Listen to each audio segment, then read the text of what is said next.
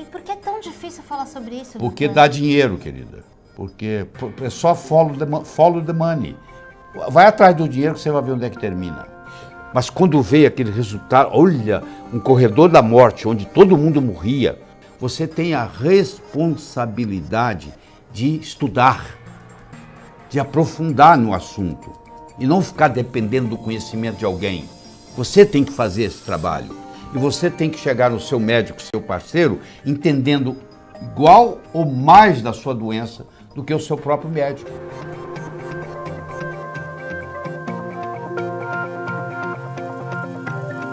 A quimioterapia, quando nasceu, foi uma solução muito grande, porque o Sidney Farber, que era um patologista que trabalhava no porão do Children's Hospital, em Boston, eu trabalhava no Peter Van Brigman, quer dizer, eu visitava muito isso e via lá o retrato dele, ele aconteceu isso com ele em 1947, eu não estava lá, eu cheguei lá em 1976. Mas então, aí o que acontecia? Ele era um patologista e tinha um chamado corredor da morte. As crianças com leucemia linfoblástica aguda, todas morriam, todas. Então ele, Sidney Farber, desenvolve um remédio chamado metotrexato, que é usado até hoje. Até hoje é usado. E aí ele vai e aplica nessas crianças e mais de 50% sobrevive.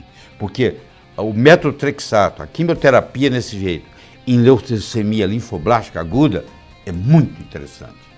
Como é interessante no câncer de testículo, como é interessante na doença de Hodgkin, como é interessante em leucemias e linfomas outros, é muito interessante. Mas acontece que a quimioterapia só funciona bem em cânceres que crescem rápido. Um câncer de próstata leva 20, 30 anos para crescer. Tá? Então o câncer de próstata, o câncer de pâncreas, o câncer de mama, o câncer de intestino, eles são lentos. Então já a quimioterapia tem um resultado muito pequeno. Mas quando veio aquele resultado, olha, um corredor da morte, onde todo mundo morria, e aparece uma droga que que salva 50%, você imagina a alegria dos pais que o filho não morreu. E aí eles pegaram essa alegria dos pais e falaram, a quimioterapia vai resolver. Só que a decepção é que não responde do mesmo jeito com os outros cânceres. Mas ninguém fala nada disso. E nós vamos discutir, eu vou fazer semana que vem de novo. Só que eu quero deixar isso para semana que vem. Tá? Doutor, ninguém fala sobre isso mesmo. A primeira vez... O médico não entende nada de câncer, o médico que não estava envolvido, tá? Ele não entende nada de câncer, é um assunto que é do oncologista. E o oncologista, ele é muito bom em receitar químio. Se ele for discutir a fisiopatologia do câncer, se ele entendesse a fisiopatologia do câncer, ele não estaria dando químio do jeito que dá. Essa é a verdade. Eles estariam preocupados com a alimentação, com sono, com o estilo de vida, com a atividade física, com a helioterapia.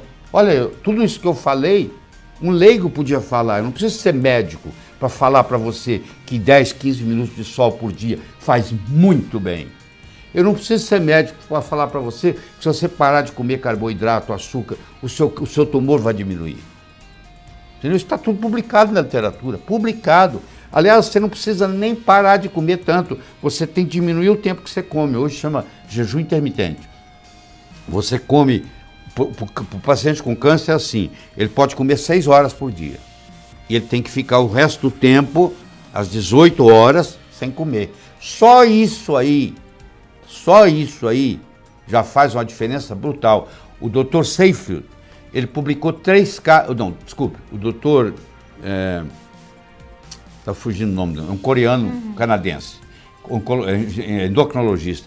Ele publicou, há um mês atrás, 3 casos de pacientes diabéticos, usando insulina, que a única coisa que ele fez foi colocar eles para comer 6 horas por dia só e ficar 18 horas sem comer. Ele tirou a insulina de todos os 3. Teve casos que ele tirou com 5 dias, está publicado, pô. 5 dias. 5 dias ele tirou a insulina. Uma doença que dizem que não tem cura. Que não tem cura.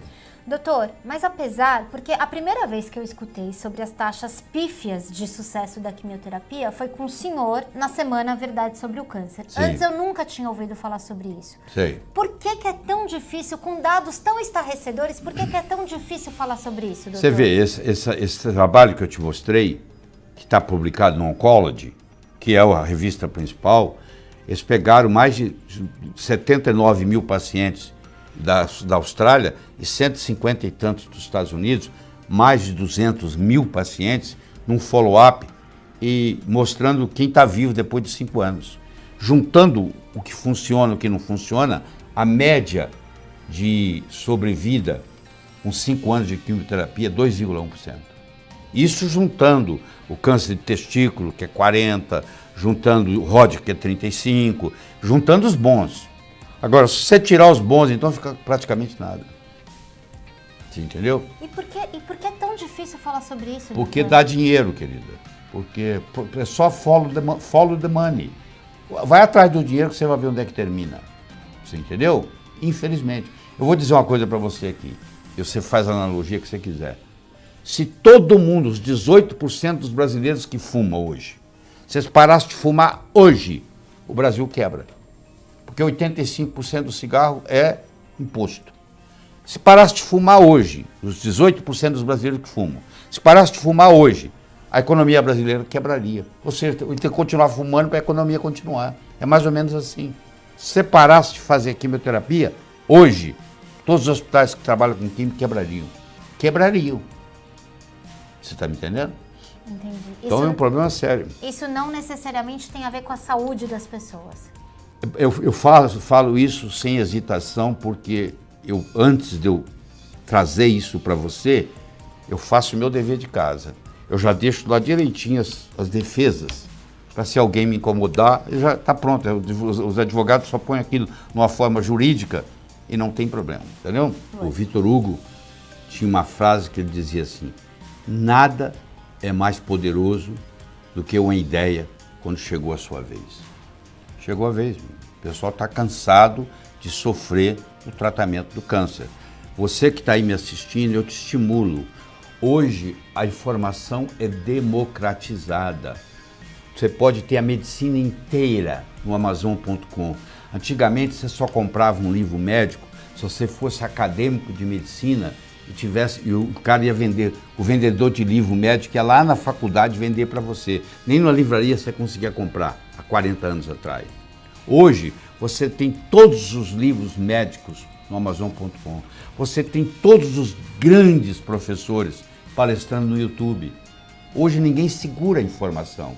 E você que tem a doença, ou que tem alguém com a doença, você tem a responsabilidade de estudar, de aprofundar no assunto e não ficar dependendo do conhecimento de alguém. Você tem que fazer esse trabalho. E você tem que chegar no seu médico, seu parceiro, entendendo igual ou mais da sua doença do que o seu próprio médico. Porque hoje a informação está democratizada.